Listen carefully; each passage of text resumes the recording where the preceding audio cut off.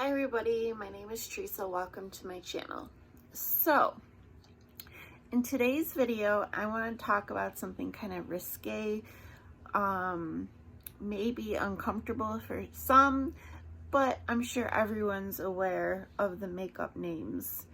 So, I just thought it would be like an interesting topic and we can have a conversation and share our thoughts and our opinions on the over-sexual makeup names. So I'm gonna also do my makeup.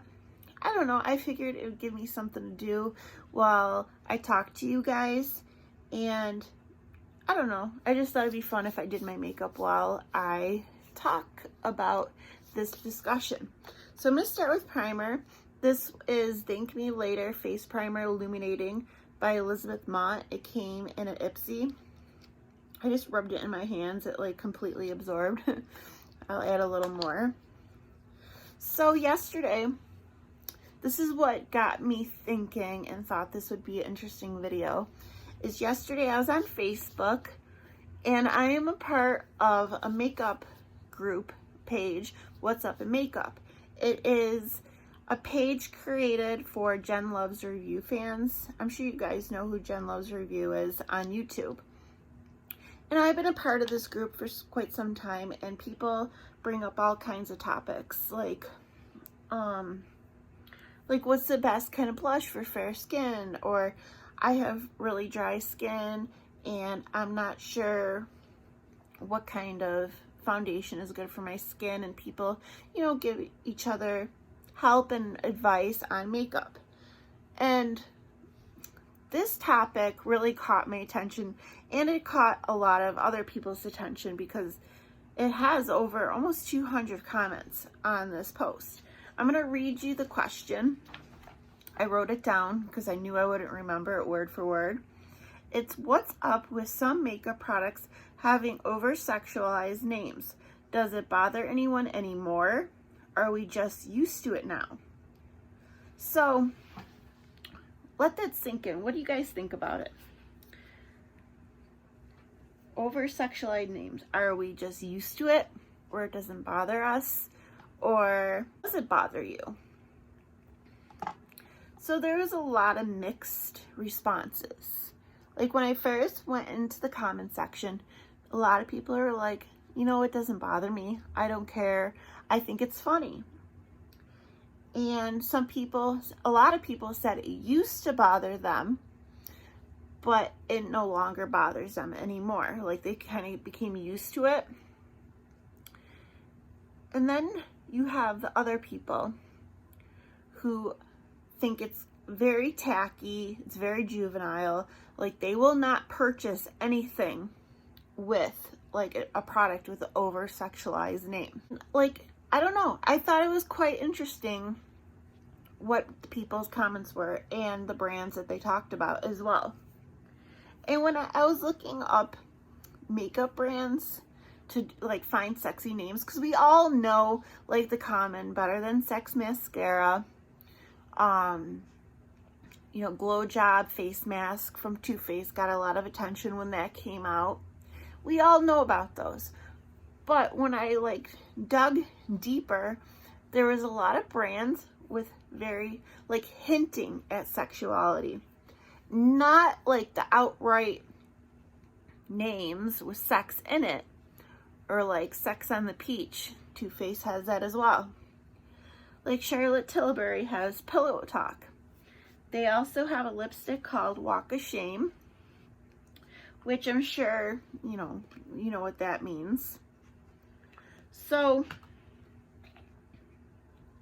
I don't know. I just thought it was interesting that so many makeup brands use sexual names to sell their products. But the biggest problem that I found that people have with makeup having over-sexualized names is their children. People are concerned that the children will see the makeup in the stores, or they'll ask their mother, can you buy me Better Than Sex mascara? And people thought it was the parents' responsibility to, make sure to keep that away from their kids, you know. But when you think about it, this world is filled with social, like, it's a social media world. We can't shield our kids from everything. I have a 14-year-old daughter, and, you know, she has a cell phone, like a lot of kids do this now, because there's no pay phones anywhere. No one has home phones anymore. That's why my daughter has a cell phone. And I know I got some criticism about it in the past, about allowing my daughter have a cell phone. Like, she doesn't need a cell phone. You tell me where there's a payphone. Schools don't even have payphones anymore. Like, if the kids need to call home, like say they stayed late for an after school activity or a volleyball game, basketball game, and she needs to call me to pick her up, and there's no payphone, and all the classrooms are locked, the office is locked, what is she supposed to do? It's just a different time. So kids do have access to the internet, and kids do go on YouTube. I know they're trying to make YouTube law stricter, but do they really put censorship on a makeup guru putting Better Than Sex mascara on her eyes or orgasm blush on her cheeks? You know, think about that. So I do feel it is parents' responsibility, of course, but you can't shield them for everything. What are you going to say? You can't come into Sephora with me while I buy makeup because I'm scared you're going to see Deep Throat blush? Okay, now I'm going to get into some of the brands that are guilty, which I think most brands are guilty, if you think about it. Too Faced. Too Faced was brought up quite a bit. And Too Faced is probably the most controversial out of all the brands, because Too Faced markets has this cutesy marketing, which is obviously geared, I mean, adults love that cutesy cutesy packaging, of course. I love it. I fell for it. I bought a bunch of Too Faced products, and you know, we love that it's just cute, and they have the scented products where it smells good. But in the brand, when they sell all this stuff, they have mascara, like I said before, Better Than Sex. Okay, and then you have Glow Job face mask, which you know what that insinuates, and it's a sticky face mask, something you put all over your face called Glow Job. That's kind of crossing the line. And then you have, I don't know, you think about it, it's kind of disturbing. That's a kind of questionable because of who it's marketed for. So a lot of people didn't enjoy that. It's like, pick a side. Are you trying to be cutesy or are you trying to be sexy? You know, can't have it both. I mean, I'm sure it's working for them, but a lot of people didn't like that about Too Faced. But on NARS, on the other hand, people didn't mind the names. People didn't mind the name Orgasm Blush or Deep Throat Blush. They didn't care because they said NARS is marketed more for a mature audience. And one woman even said when she puts on her Orgasm Blush, it makes her feel sexy. It makes her feel, I don't know, kind of like exotic. And I can see that. I understand, because when people put on makeup, I mean, everyone has a reason why they love makeup.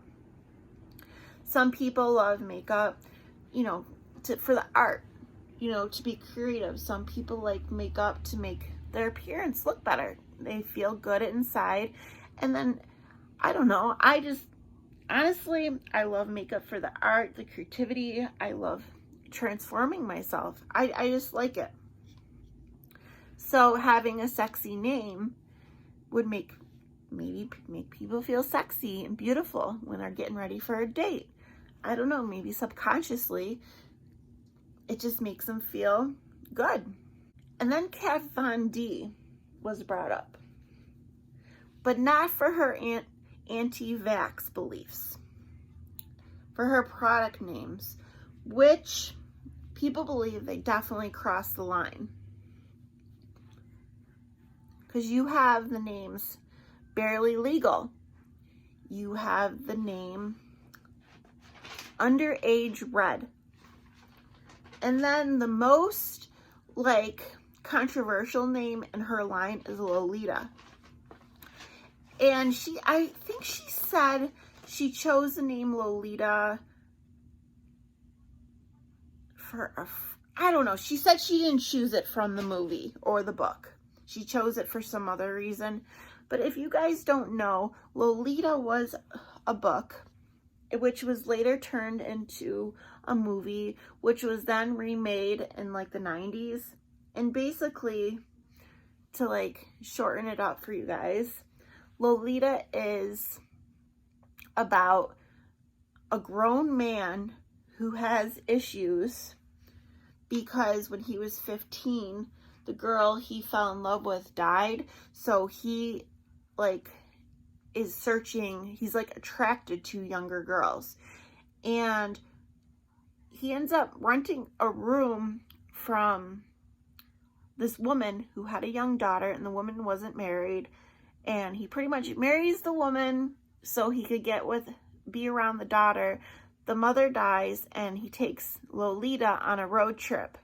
And it explains how it's like in his perspective and how he's in love with her and how he knows it's wrong. And it's a very disturbing movie, because the girl was so young and her mother died. This man takes her across country and she's very confused as well. Like, she doesn't have anyone else caring for her.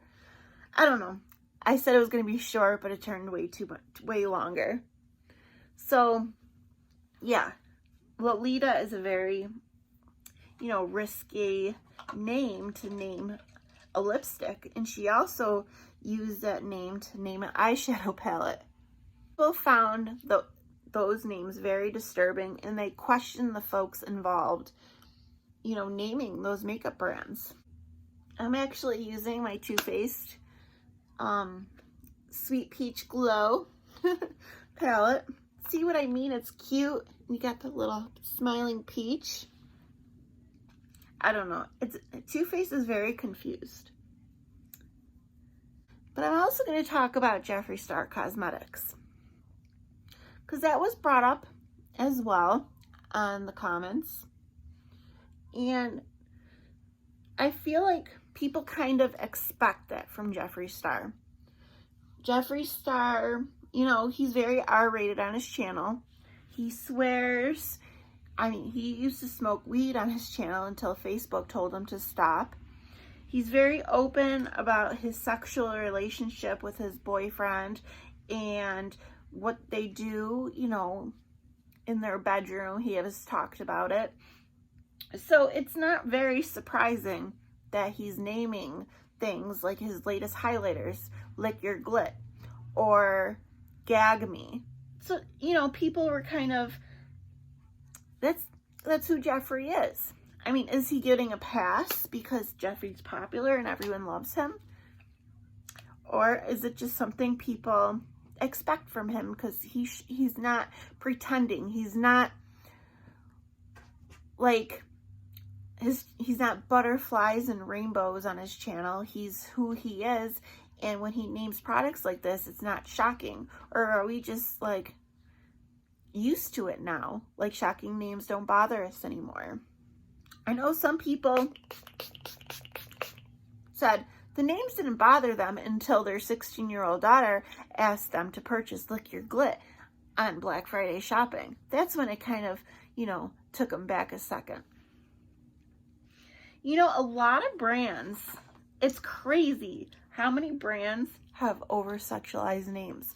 The brands we never even thought of. Think about Wet n Wild for a second. Wet n Wild, it's affordable brand at the drugstore. We have been using Wet n Wild for years. Wet n Wild has great products. Well, my friend Sarah, a few years back, for Christmas, she thought she would get her niece some makeup products, something to play around with. She thought it'd be fun.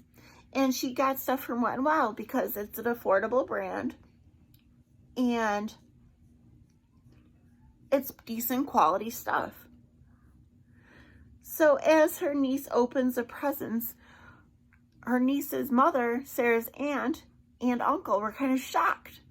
They were kind of like uncomfortable with it. They were like, Wet n Wild, that's the name of the brand?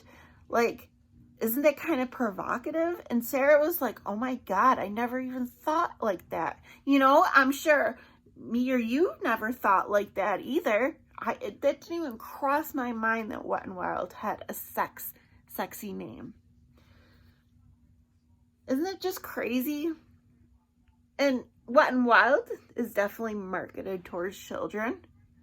If you think about it, a lot of their stuff is, you know, they have the cushion foundations with little like cartoon girls drawn on them. And that's being sold in your Dollar General, your Rite Aid, your local pharmacy. And I don't know, it's kind of suggestive as well. So I'm going to be using the Kathleen Lights and Colourpop Twinkling Lights. This was her last year like Christmas collection. The Super Shock. They're probably still available. And this, I don't know if I'm going to do like a crease shade or I don't know what I'm going to do. Maybe I'll do a crease shade and then I'll just figure out what I'll do from there. I'm just going to take my bronzer and put it in the crease. So I'm sure there's been studies done, and you know, the marketing team and these makeup companies, I'm sure they do studies on products and see how well it does. And you think about it, if a product has a name like Orgasm, when you go into Sephora, honestly, our Orgasm blush is just a pinky blush, pinky pink blush, and it's a cult classic. Do you think it would be a cult classic if it was called Pinky Peach Blush? I think it became a cult classic for a reason. You know, it stood out and it worked better than Sex Mascara. I mean, clearly that marketing worked. That even though people, you know, are kind of iffy about that mascara and it's not their favorite mascara, it has sold like crazy. I just put some black eyeliner in the waterline. This is Starlooks black eyeliner. And then